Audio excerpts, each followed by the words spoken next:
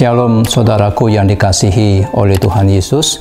Dalam video pastoral ini saya akan membahas tentang karakter-karakter yang diucapkan oleh Tuhan Yesus, yaitu mengenai ucapan berbahagia. Yang pertama yaitu berbahagialah orang yang miskin di hadapan Allah. Saya akan bacakan dari Matius pasal yang kelima ayat yang ketiga. Demikianlah firman Tuhan, berbahagialah orang yang miskin di hadapan Allah, karena merekalah yang empunya kerajaan sorga. Ini merupakan karakter yang pertama yang diletakkan oleh Tuhan Yesus dari ucapan-ucapan bahagia ini.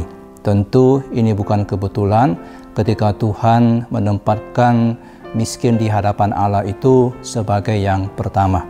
Karena apa? Karena tidak seorang pun yang bisa masuk ke dalam kerajaan Allah kalau ia tidak miskin di hadapan Allah. Saudaraku, inilah karakteristik yang sangat mendasar dari anggota kerajaan Allah. Kalau kita memiliki karakter ini, maka kita akan memiliki seluruh karakteristik yang lain yang diucapkan oleh Tuhan Yesus dari Matius pasal yang kelima ini. Nah, apakah perkataan Tuhan Yesus ini ketika dia berkata miskin di hadapan Allah? Apakah ini miskin jasmani? Tentu bukan.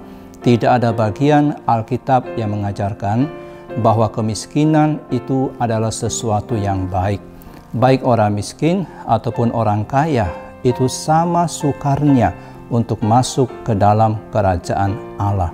Orang miskin tidaklah lebih dekat dengan kerajaan Allah daripada orang kaya. Tidak ada keuntungan dengan menjadi miskin secara jasmani. Kemiskinan jasmani bukan jaminan kerohanian seseorang. Agur bin Yake dalam kitab Amsal berkata, Tuhan, dua hal aku mohon kepadamu, jangan kau tolak itu sebelum aku mati. Yakni yang pertama, jauhkanlah daripadaku kecurangan dan kebohongan. Kedua, jangan berikan kepadaku kemiskinan atau kekayaan. Biarkanlah aku menikmati makanan yang menjadi bagianku, supaya kalau aku kenyang, aku tidak menyangkalmu dan berkata, siapa Tuhan itu? Dan kalau aku miskin, aku mencuri dan mencemarkan nama Allahku. Saudaraku, Agur bin Yake meminta supaya jangan diberikan kekayaan maupun kemiskinan. Jadi baik kekayaan maupun kemiskinan itu bukan jaminan kerohanian seseorang.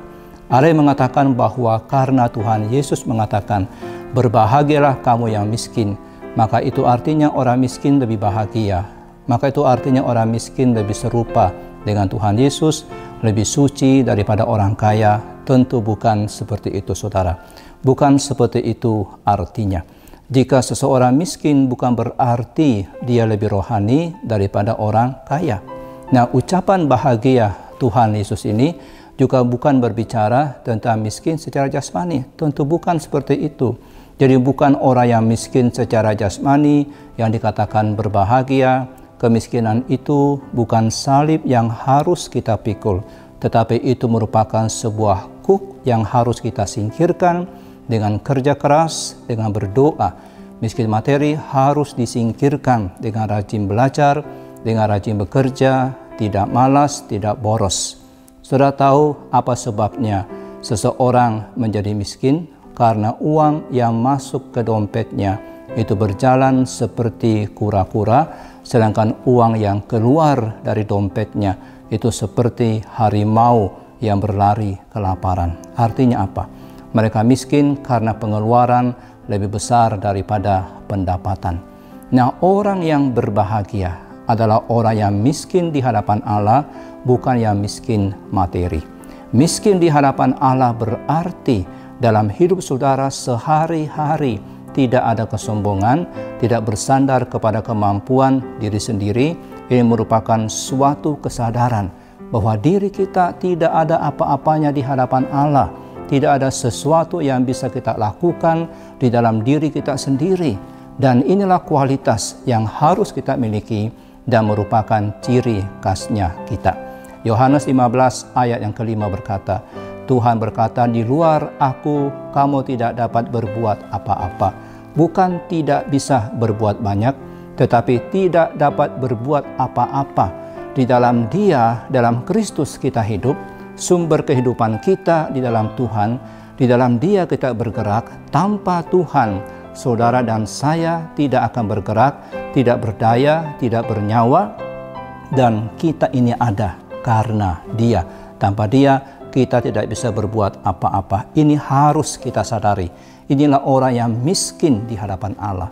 Jadi orang yang miskin di hadapan Allah akan menyandarkan seluruh hidupnya kepada Tuhan, akan mengandalkan Tuhan dalam melakukan pekerjaannya, studinya, pelayanannya. Siapakah yang saudara andalkan selama ini? Ketika ada masalah yang saudara sedang hadapi, siapa yang saudara akan cari terlebih dahulu? Firman Tuhan berkata, terkutuklah orang yang mengandalkan manusia, yang mengandalkan kekuatannya sendiri, yang hatinya menjauh daripada Tuhan. Mereka yang miskin di hadapan Allah tidak akan menyandarkan diri kepada kemampuan alamiahnya. Tidak mengandalkan keturunan saya, tidak memegahkan temperamennya saya, tidak menyandarkan diri kepada posisi dalam pekerjaan, tidak bersandar kepada uang, kepada harta milik yang dimiliki, tidak menyandarkan diri kepada pendidikan yang tinggi. Semua hal-hal tersebut dianggap sampah oleh Paulus. Firman Tuhan berkata, diberkatilah orang yang mengandalkan Tuhan, yang menaruh harapannya kepada Tuhan. Ia akan seperti pohon yang ditanam di tepi air, yang merambatkan akar-akarnya ke tepi batang air, dan yang tidak mengalami datangnya panas terik, yang daunnya tetap hijau, yang tidak khawatir dalam tahun kering, dan tidak berhenti menghasilkan buah. Makanya saudara, tidak heran kalau Tuhan Yesus berkata, berbahagialah orang yang miskin di hadapan Allah, atau berbahagialah orang yang mengandalkan Tuhan, karena dirinya sadar bahwa dia tidak bisa berbuat apa-apa kalau tidak ditolong oleh Tuhan. Orang yang seperti ini bahagia. Kenapa? Karena dia akan menerima pertolongan Tuhan yang luar biasa, yang tak terpikirkan. Siapa yang pertama kali saudara akan cari ketika saudara menghadapi masalah? Apakah Tuhan? Dalam situasi pada hari ini, apakah Tuhan yang saudara pertama kali cari, ataukah manusia? Siapa yang saudara temui ketika saudara akan memulai pada hari ini? Apakah koran terlebih dahulu, atau TV, atau WA ketika saudara bangun pagi-pagi, ataukah Tuhan terlebih dahulu yang saudara akan temui sebelum melakukan aktivitas saudara? Hiduplah sebagai orang yang miskin, yang betul-betul bergantung kepada Tuhan, yang bersandar sepenuhnya kepada Tuhan. Jadi sebelum melakukan setiap aktivitas kita pada pagi hari, temui Tuhan terlebih dahulu. Serahkan semuanya dalam doa sebelum mengambil keputusan-keputusan. Bawa semuanya di hadapan Allah dan akui betapa tidak berdayanya saya, betapa miskinnya saya. Inilah miskin di hadapan Allah.